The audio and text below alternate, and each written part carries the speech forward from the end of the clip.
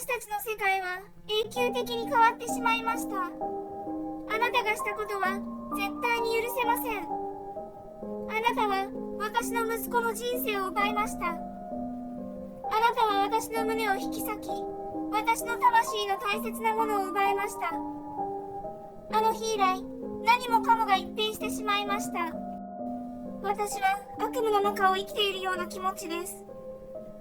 あなたのような邪悪な人間は、できることなら深い地獄の底で一生を得ればいいと思っています。私たちが息子から聞いている話は、最初にあなたは息子の家を荒らし、あらゆるものを破壊しました。そしてあなたは息子を蹴飛ばし、頭、顔、背中を引っかきました。でも息子はあなたの体に一切触れませんでした。それからあなたは、もし息子が被害届を出すなら、私こそあなたに監禁暴行された被害者だと通報してやると脅迫しました。その後、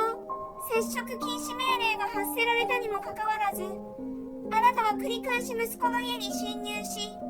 息子を責め苦しめました。あなたは息子を殺害することを前もって計画していたのです。私はあなたが犯行の前日、私の自宅の留守番電話にあなたの息子を褒めるというメッセージを残したと思っています。息子は彼のことを知る誰もから愛されていました。彼は何事にも全力で取り組み、心優しく愉快な人柄だったからです。だからといって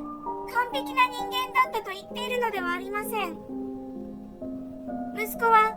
あなたに結婚していることを正直に話すべきでした。離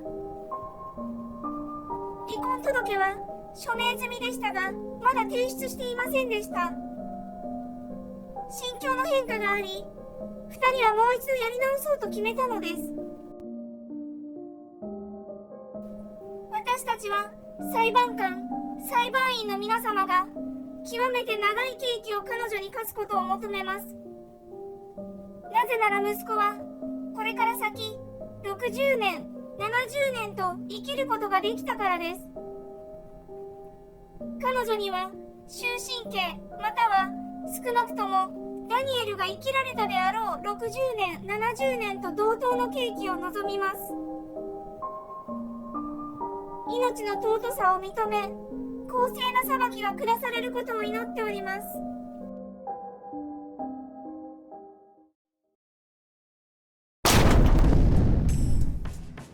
この意見陳述の内容をあらかじめ検察官が確認して述べさせたのであれば、重大なルール違反があると思います。事実経過に触れた内容であることについて、こちらに予告せず陳述させたことは、公正な裁判を害するものだと考えます。11月3日の対応、何度も侵入した、脅迫を行った、留守番電話にメッセージを残したなどは、一切証拠に出ていないもので、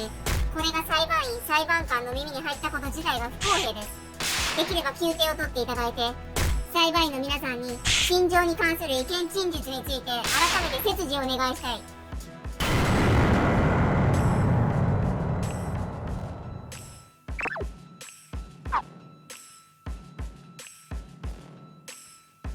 意見陳述として裁判所に伝えられるのは今考えていることであって、あなたたちが認識している事実を言うことはできないと説明し、かなり減らしたものになっています。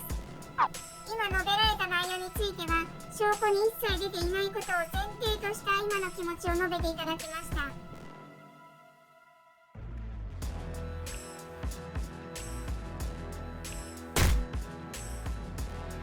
この審理が始まる前に意見陳述の位置づけについて裁判員の皆さんに説明しています。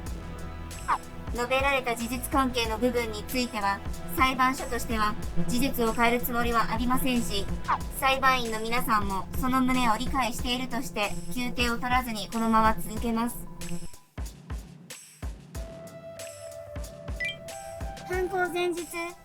ダニエル実家の留守番電話に犯行予告と取れる内容のメッセージが残されていたことについては、被告人質問の際に検察官が質問しましたが、マリアは声を荒げて全否定していました。証拠もないので深くは追及されませんでした。